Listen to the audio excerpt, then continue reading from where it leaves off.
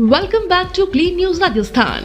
चलिए देखते हैं राजस्थान की 15 फटाफट बड़ी खबरों को। बिना वोटर आईडी के भी डाल सकते हैं आप अपना वोट। देश में लोकसभा चुनाव 2024 के पहले चरण में 102 सीटों के लिए आज यानी 19 अप्रैल को वोट डाले जाएंगे। 21 राज्यों एवं केंद्र शासित प्रदेशों के मतदाता आज अपने मताधिकार का प्रयोग करेंगे। ऐसे में आपको आज एक महत्वपूर्ण जानकारी दे रहे हैं। अगर आपका वोटर आईडी कहीं गुम हो गया है या नहीं मिल रहा है तो आप परेशान न हो। ऐसे लोगों के लिए निर्वाचन आयोग ने 11 तरह के विकल्प दिए हैं जो निर्वाचन आयोग की वेबसाइट पर उपलब्ध हैं। आप अगर ये दस्तावेज के साथ पोलिंग बूथ पर जाते हैं तो आपको वोट देने से कोई रोक नहीं सकता है।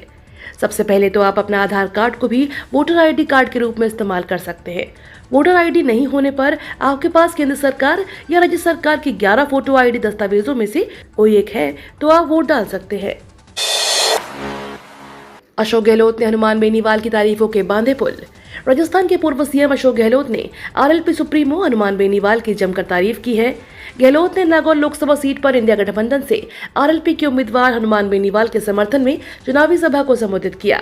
गहलोत ने कहा कि इंडिया गठबंधन का प्रत्याशी हनुमान बेनीवाल दबंग नेता है जो किसान और युवाओं के लिए हमेशा संघर्ष करता है। प्रदेश के 25 सांसदों में केवल बेनीवाल ही संसद में प्रदेश और देश के मुद्दे उठाते थे।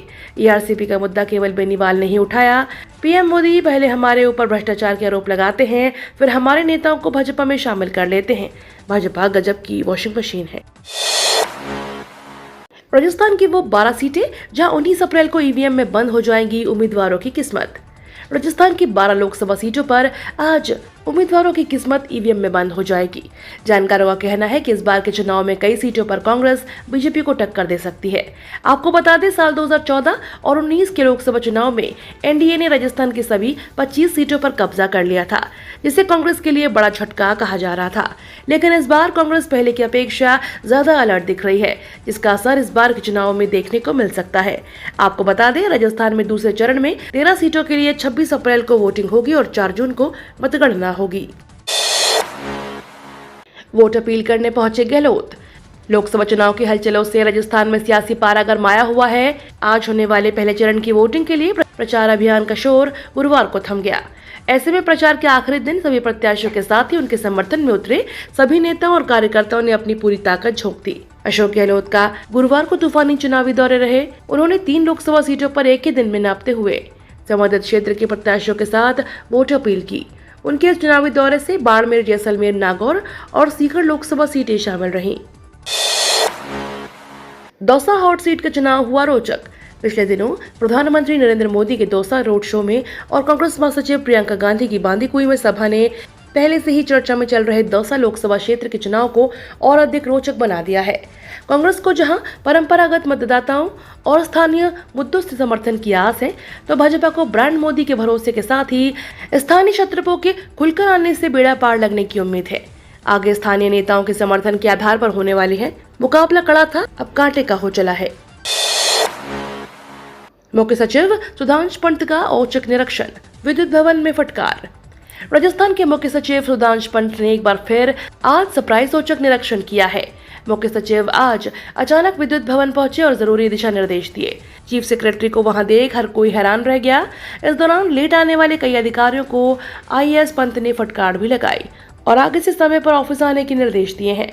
तो वहीं दूसरी ओर चीफ सेक्रेटरी के विद्युत भवन आने की सूचना मिलते ही ऊर्जा विभाग के आला अधिकारियों ने हड़कंप मच गया है और वे तुरंत मौके पर पहुंच गए। इस दौरान मुख्य सचिव ने कई अधिकारियों के लेट आने पर नाराजगी जताई। अब दूसरे चरण पर प्रचार अभियान पकड़ेगा जोर। आज उदयपुर में अमित शाह का रोड शो। राजस्थान में शुक्रवार को पहले चरण का मतदान होना है। इसी के साथ भाजपा और कांग्रेस दूसरे चरण के मतदान जो कि 26 अप्रैल को होना है उसकी तैयारियों में जुट गई है। इसी में 19 अप्रैल को केंद्रीय गृह मंत्री अमित शाह ने उदयपुर की चुनावी रण में शंखनाद कर दिया है। आज होने वाले रोड शो की तैयारियों में बीजेपी के कार्यकर्ता जुट गए हैं। राजस्थान के दूसरे चरण के मतदान के लिए दोनों ही पार्टियों ने अपनी अपनी कमर कस ली है।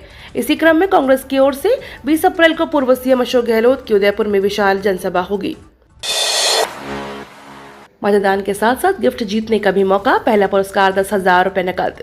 लोकसभा चुनाव के पहले चरण की वोटिंग शुक्रवार 19 अप्रैल यानी आज होगी। राजस्थान में पहले चरण में 12 सीटों पर मतदान होगा। इन लोकसभा क्षेत्रों में मतदान की सभी तैयारियां पूरी कर ली गई हैं। साथ ही चुनाव आयोग ने मतदान प्रतिशत को बढ़ाने के लिए इस बार एक खास कॉन्टेस्ट भी शुरू किया है। इस कॉन्टेस्ट के जरिए वोटरों को नकद इनाम दिया जाएगा। इस कॉन्टेस्ट का पहला इनाम 10,000 रुपए तक है। राजस्थान में मोदी के 6 दौरे हुए, राहुल 2 बार आए। राजस्थान में पहले चरण की 12 सीटों पर आज शुक्रवार को मतदान होगा। चुनाव प्रचार थमने तक प्रदेश की दोनों प्रमुख पार्टियों ने पूरा दम दिखाया। इसमें बीजेपी आगे दिखी।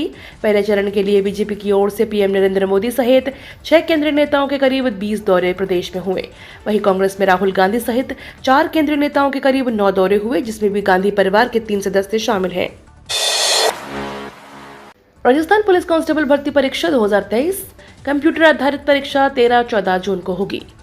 राजस्थान पुलिस कांस्टेबल भर्ती परीक्षा 2023 की शारीरिक दक्षता व मापतौल परीक्षा में सफल अभ्यर्थियों की कंप्यूटर आधारित परीक्षा आगामी 13 और 14 जून को प्रतिदिन 2 पारियों में जयपुर स्थित परीक्षा केंद्रों पर आयोजित करवाई जाएगी।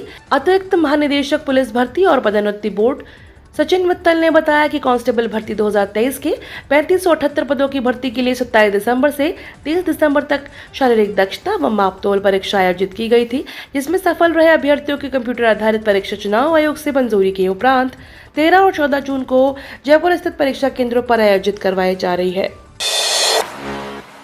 12 लोकसभा सीट 75,000 जवानों की तैनाती।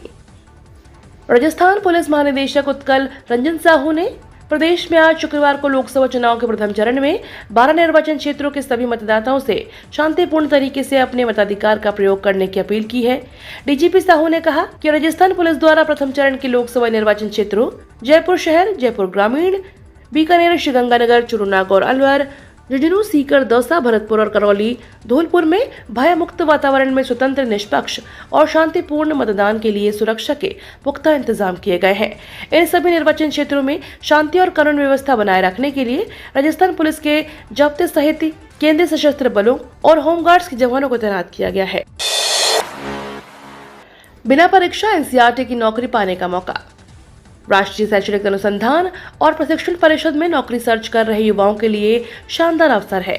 इसके लिए एनसीईआरटी ने साइंस और मैथ शिक्षा विभाग राष्ट्रीय आविष्कार सप्ताह 2024-25 प्रोग्राम के लिए सिस्टम एनालिस्ट और जूनियर प्रोजेक्ट फेलो के पदों पर भर्तियां निकाली है। जो भी इन पदों पर आवेदन करना चाहते हैं वे आधिकारिक वेबसाइट पर जाकर अप्लाई कर सकते हैं। केंद्रीय विद्यालय में आपके बच्चे का एडमिशन होगा या नहीं, आज से लिस्ट होगा फाइनल।